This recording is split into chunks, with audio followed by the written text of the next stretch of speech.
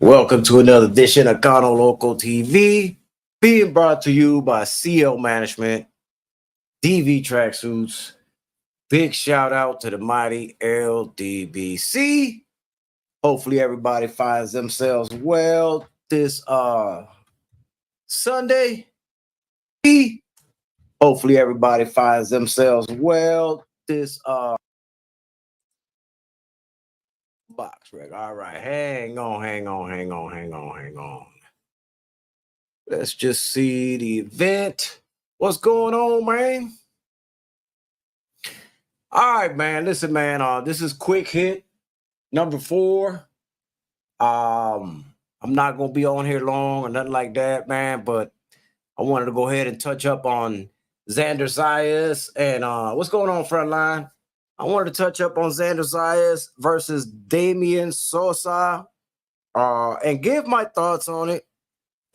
I'm just like torn in between, but the more that I watch Xander Zayas, the more I need to realize that what I'm gonna get out of him is not somebody that you're gonna look to get spectacular knockouts or anything like that. You have somebody who's fundamentally sound that is using his boxing skills to win his fights. Does he hit hard? Yes, but he doesn't have that one punch knockout like the rest of the people at 154. What's going on, Teach? Now, what I was impressed with is that the way he kept Damian Sosa on his back foot and didn't allow Damian Sosa, who usually throws on an average 85 punches per round, Xander Zayas zapped all that away. And that was by design by Xander Zayas, okay? He worked behind his jab, kept Damian Sosa at bay, kept him resetting, kept him having to rethink what he was going to do.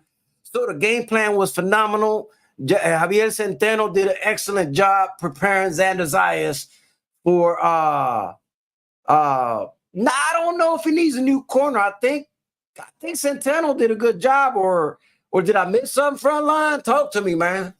You know, I'm always open to learn something if I didn't see something. I thought he did a decent job. I mean, he had him doing everything he needed to do to win the fight.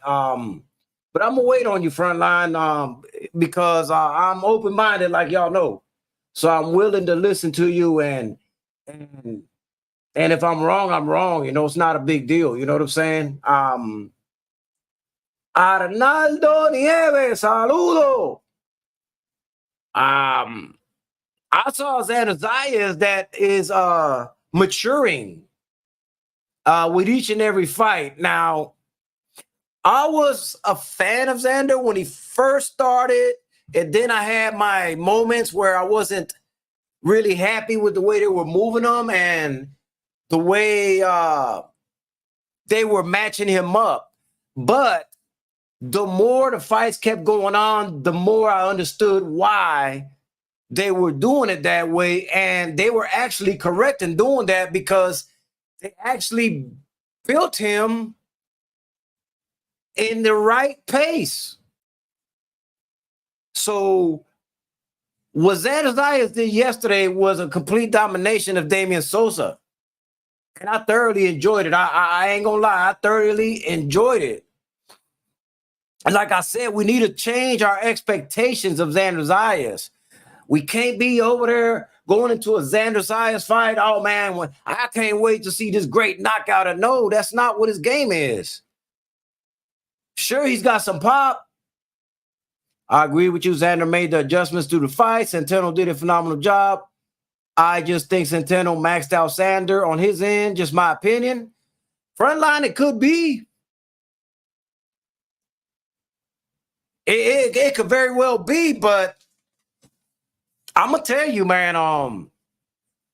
Just from personally knowing the work that Centeno does, it's more so on a boxer than it is on him. And what I'm trying to say with that is I've seen the people that have been through his gym, and I've seen the way he molds them and brings them up, and he does a phenomenal job. Arnaldo, they said some channels were saying that Sosa was going to KO Zayas. Zayas took him to school. He took him to school for the whole fight. There wasn't a round I found that I could give to Damian Sosa, you know? And you know why they were thinking that, Arnaldo? Oh, because Damian Sosa, he's a come forward fighter. He throws an average of 85 punches per round, man. He's going to steamroll on Xander and all that. And the thing about it is, man, they failed to look at the other side of it. Wait a minute. Xander can box. He's got a great jab. Why would we all of a sudden think that somebody's going to steamroll through somebody who's fundamentally sound? I don't know where they got that prediction at, but look, I like Xander Zayas, man. Do I have my critiques? Absolutely, man. But as I tell everybody, man, I'm a fair person, man. And if I see something wrong, I'm going to say it. If I see something right, I'm going to say it. If I see something wrong that they were doing and then they come out in the next fight and fix it, I will also give them praise for going back to the gym and fixing whatever it was that the fault was that I was seeing or that other people were seeing. I mean, I can't get caught up to the point where I can't get caught up to the point, man, where I'm falling in love with fighters to the point where I can't critique them. And I don't think that wouldn't even be fair to the viewing audience. Actually, it wouldn't even be fair to the boxer. I don't think. Look, maybe this new generation does, right? But in the old generation, right, a fighter was open to critique. A fighter would listen, even if I'm wrong about it, but at least they would listen, you know, and they would appreciate your honest feedback on it. I've told y'all a while back, man, and I've interviewed him before, Charles Conwell. Anytime he texts me and asks me about how he did in a fight, I'm very open and honest with him, man, and he appreciates that. I got other boxers that I'm not going to name that will do the same, man. It's a good dialogue. It's a healthy conversation. There's nothing wrong with pointing out things and giving them your perspective and your view of what they did in the ring. You know, it doesn't mean that I'm their trainer or their coach or anything like that. It just means that everybody has an opinion and everybody has a set of eyes, and they should be able to speak their open mind respectfully, though. Respectfully. And I've always tried to be respectful when I am doing my critique and my honest opinion of what I see in a fight. And the critiques I had with Xander, I don't have them for today because he fixed a lot of those things. He went in there and he fought a phenomenal fight. I mean, listen, man. I felt that he was going to win this fight, first of all. I picked Xander Zayas to win. I felt his fundamentals was going to be enough to get him through this fight. I didn't expect him to make it look this easy. I'm just going to be honest. I didn't expect him to do it this easy. I was shocked to see how easily he did that. And I was so shocked that that's why I say that now I understand why they moved them the way they moved them. They knew what they were doing with Xander Zayas. They knew what it was going to take to make them click. They knew what it was going to take to mold them. You know? And they did it the right way. And I got to give them credit. And I'm going to say right now, I was wrong. Because before I was like, man, y'all are not moving them in the right direction. Y'all need to step up as competition. And I was trying to rush the process. Let's be real. And as a grown man, I can admit I'm wrong. And they did the right thing, man. Shout out to Xander Zayas. What's going on here, Ortiz? Shout out to Xander Zayas, Javier Centeno, man, and that whole entire gym and that staff, man. Y'all did a phenomenal job with this young man. And I see where y'all are going with it now, and I appreciate the journey that you have took us all through in watching Xander Zayas mold as a man and as a boxer. I appreciate the fact that he has developed more and more each and every time that he went out to fight. And it showed last night.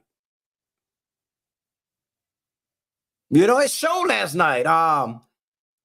What do I think of Xander right now? He was calling for anybody in the top 5. I'm cool with that. I'm cool with that. Who do I think he can honestly beat right now?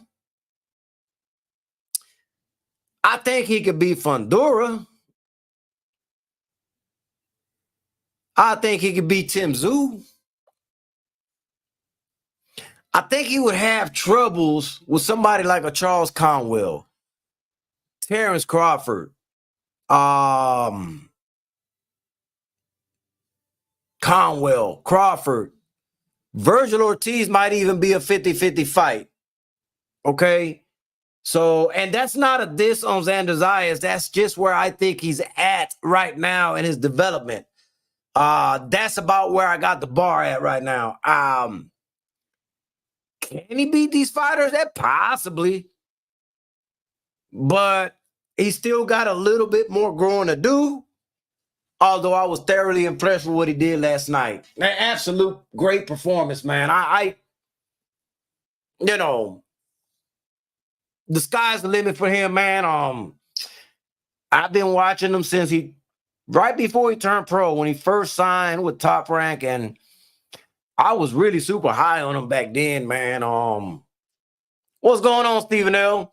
I was super high on him, and I went through my ups and downs watching him fight. I went through my ups and downs, and I got to the point where I'm satisfied with him right now. I like what he's doing. I like what his team is doing, man. Met him in person several times, been to several venues with him.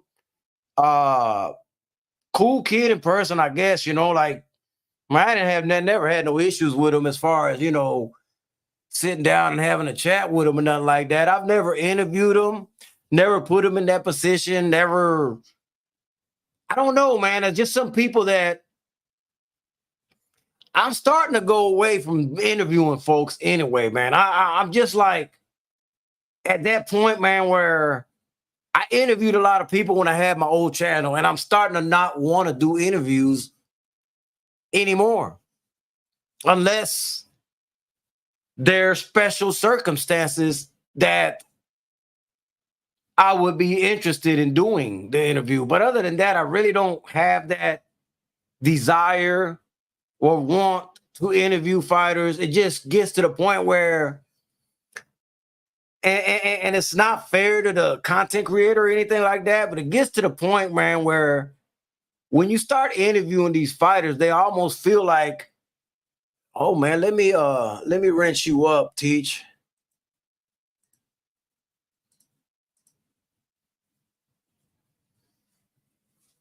But what I was saying was, it gets to the point, man, where you get to interviewing a lot of fighters and stuff, man, and they really kind of put you in a bad position. What's going on, Mr. Shelton? What do I mean by that, man?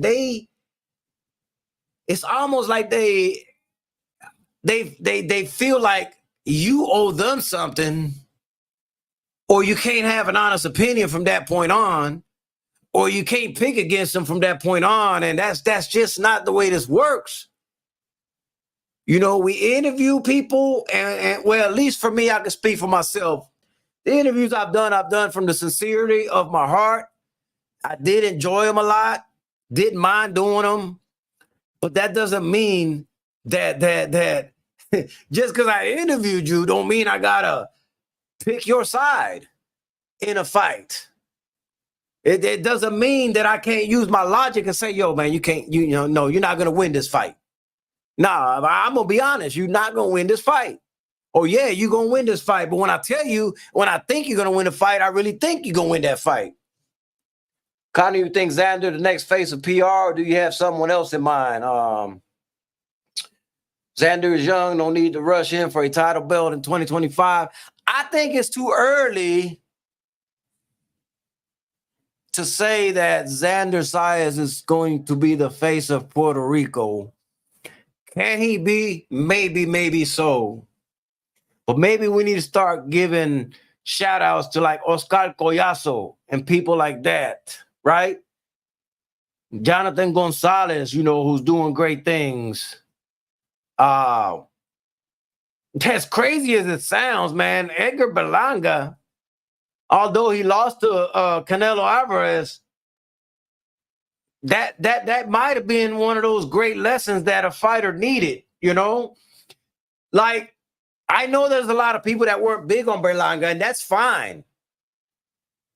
But sometimes it takes a fight like the one he was in to make that switch flip, man, and go into the right direction. Will he do that? I don't know. All I'm saying is don't rule it out. Do not rule it out.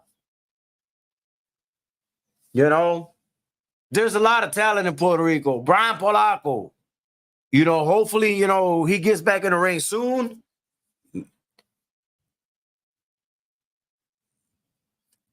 Juanita Lopez just signed with Top Rank. Hopefully he picks up better than his dad did. Hey, and also, man, like, there's a fight that's going to happen next month, I believe it is.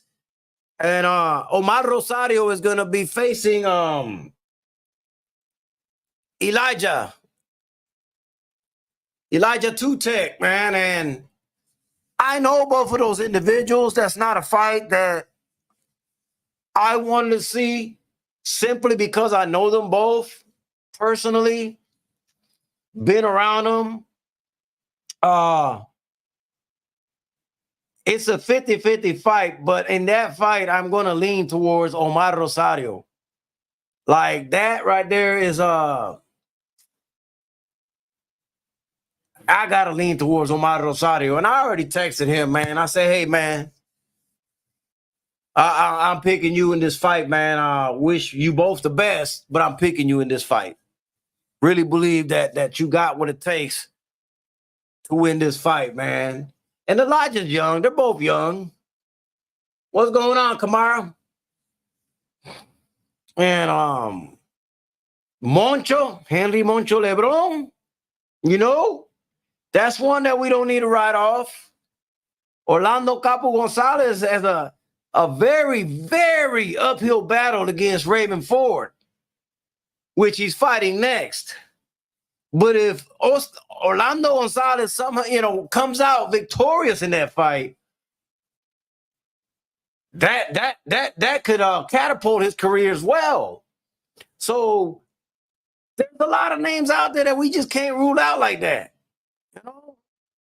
What's going to happen in those fights, we don't know, but at least we're going to find out, because they're going to get in the ring and fight.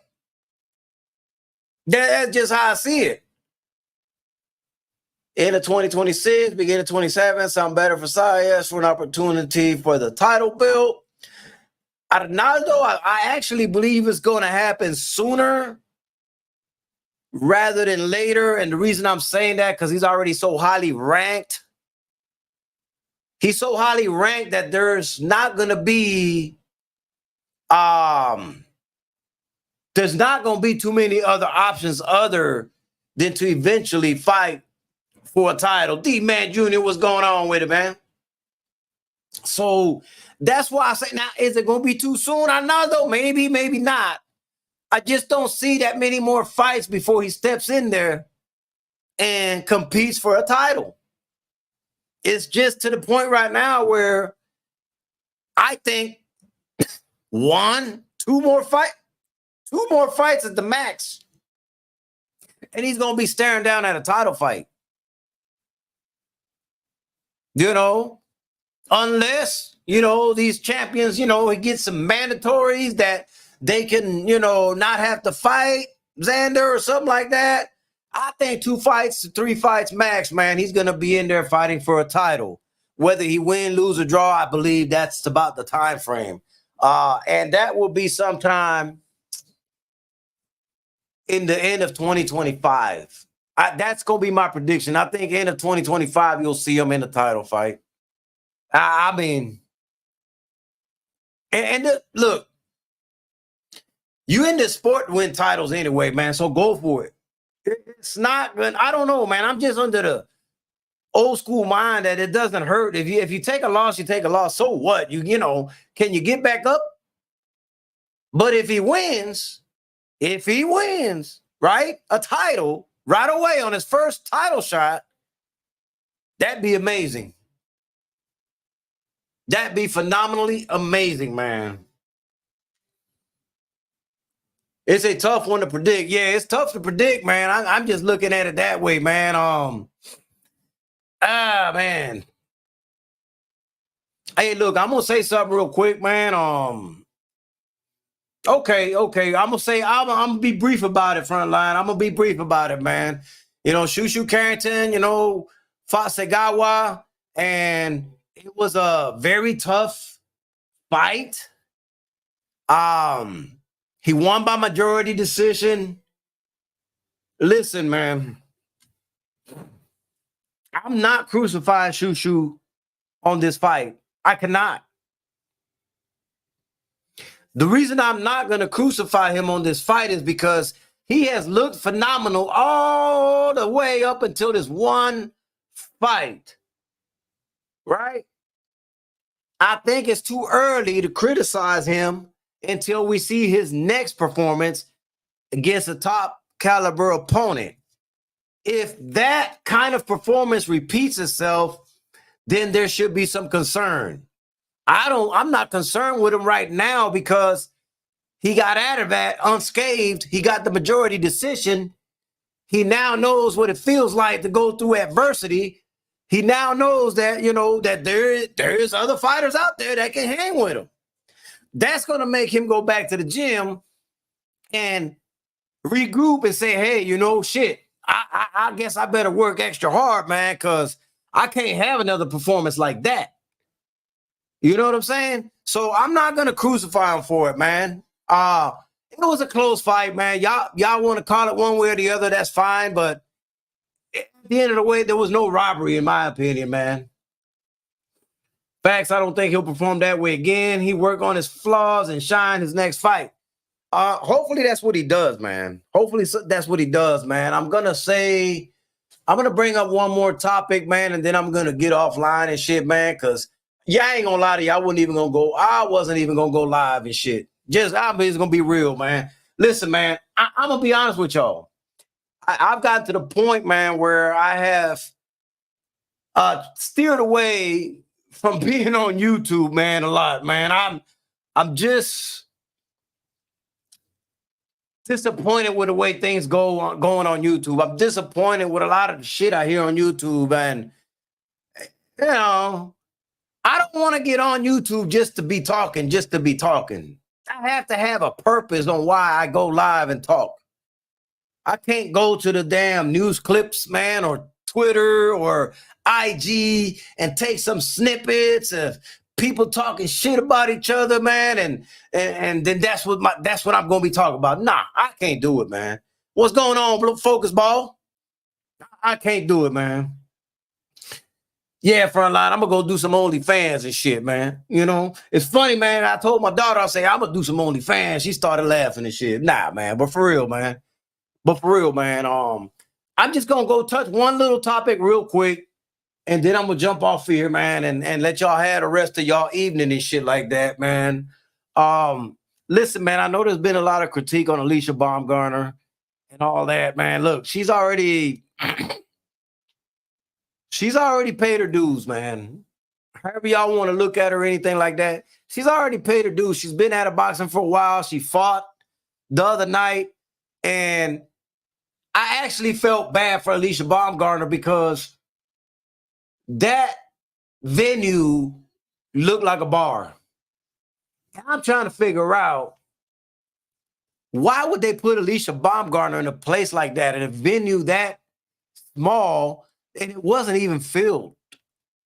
Why didn't somebody bring her over into the co-main or on the main card of one of these big venues and have her on that card? I don't understand it. It's a shame that she has to go through that type of shit. And listen, this ain't got nothing to do with feelings or what I think of her or anything like that. She's a world champion, undisputed. And to bring her in a venue like that is crazy to me.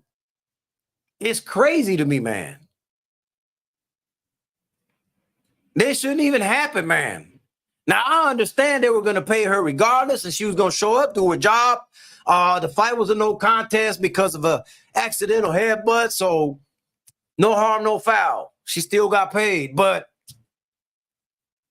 this is what's wrong with the sport right now, man.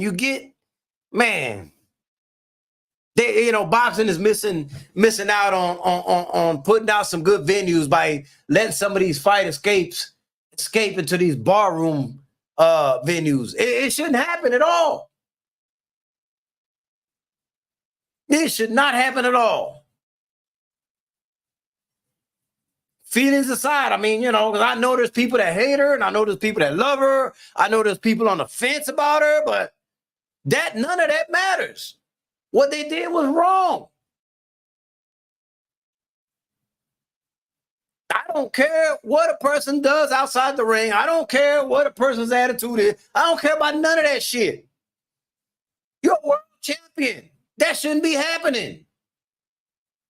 Chocolate Thunder, Tay Brown, how you doing? Unbelievable. Did anybody even see the fight? Did anybody even know the fight was going on? Was there even any promotion for that fight? These are the things that she should be looking at like, wait a minute. What's going on here? Why did this happen to me? Why was this small venue even half empty? It's a slap to her face, man. Shouldn't happen. I'm just like, bro, that's why you don't see me around that much. That's why you don't, you know what I'm saying? You know. And I've tried to steer away, man, from doing a lot of lies anyway, because I'm not going to go back and forth with a troll or somebody that hates me or anything like that, man. I done got to the point where I've seen a lot of bad things happen, and I'm trying not to put myself in a situation where I would have to react a certain way. You know what I'm saying? I'm trying to keep myself at peace. I'm trying to keep myself in a position where I ain't gonna do nothing crazy. So I gotta kind of keep low. I gotta lay low, chill out, do my thing, and keep it moving. Exactly, Tay-Tay. It's not worth it. But that's my point, though, Tay-Tay. The thing about it is, I don't want no problem, Tay-Tay. I don't. But I don't want to expose myself on here a lot to where I am confronted with something like that. You see, it doesn't matter if I say anything back or not. Doesn't matter. I could see somebody type some crazy shit at me in the chat, ignore it the whole time, and then bump into them into a venue. Now I got to react because I am a man. At the end of the day, I'm going to defend myself. You know what I'm saying? I'm going to defend myself, and everybody that's been around me or that's went to venues with me will tell you I am going to defend myself. I will stand my ground. But I don't want it to get to that point.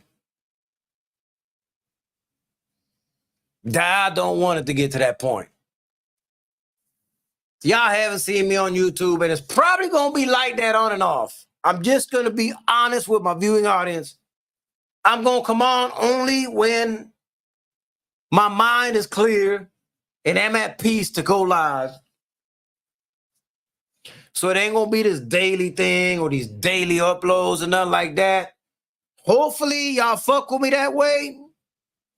If not, I understand. But that's where I'm at with it right now. That's where I'm at with it. I got to be with a clear mind before I hit this live button. I got to have a purpose on what I want to talk about before I hit this live button. You know? But in the meanwhile,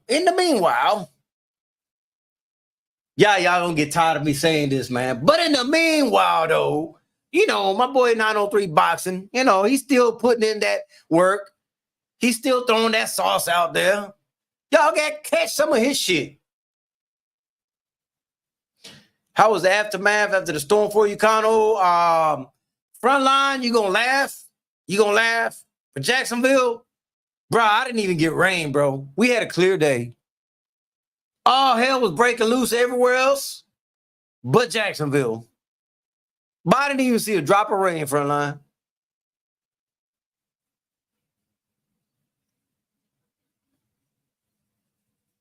I just come on YouTube to support the people that support me and do my videos. That's it. I'm with you on that. I'm on, yeah, Tay. And I see you putting in work. I definitely see you putting in work. You saw the video I sent you. We got hit. Yeah, man, Frontline. I didn't even get no rain, bro. Much less a damn flooding. And I see a lot of people's work on YouTube, man. I'm just so quiet and laid back that I don't know, man. I don't even know how to explain it, folks. I just, you know, I think the only time people actually see me comment will probably be 78 Sports TV when he's live and BFTV when I go in there and be like, Grave Digger. You know what I'm saying? Other than that, you probably don't see me typing nowhere. You know what I'm saying? I mean, shit. But I'm going to tell you something, man. 78 Sports TV, shout out to him, man. Listen, man, I be at work, right, early in the morning, right? And 11 o'clock hit, man, and that's when 78 go live and shit. That right there, man, makes my day right there. That right there completes my day, man. He makes me laugh. He be speaking a lot of facts, man. You know, and throwing some life lessons, you know, in between all that, man. And he gets a lot of hate from people for no reason. But when you're great like he is, you're going to be hated. You know what I'm saying? And I think he understands that. He knows that the work he's putting in is needed. He knows that what he's doing is quality work. And he knows that with that kind of shit is going to come a lot of hatred and jealousy. But the real ones that support him, like me and y'all, you know, Tay, Focus Ball, you know what I'm telling y'all know who y'all are. We truly support him. We go over there, show up, listen to his live and shit. You know, yeah, he's a good man. You know, and listen, man, I know I didn't go to the meet and greet or anything like that. I'm actually scared to go to one of the meet and greets. Tay, I ain't gonna lie, man. I'm actually scared to go to one of them meet and greets. But it ain't for what y'all think. It's just that, man, look, I don't drink. I don't do none of that shit, man. Y'all would have me fucked up out there. Nah, bro. Yeah. That, you know what I'm saying? I'm like, bro, if I go over there, they're going to try to give me a shot of this, or a shot of that, or drink this, drink that. I'm like, bro, I don't even drink, bro. They had me falling all over, stumbling over everything.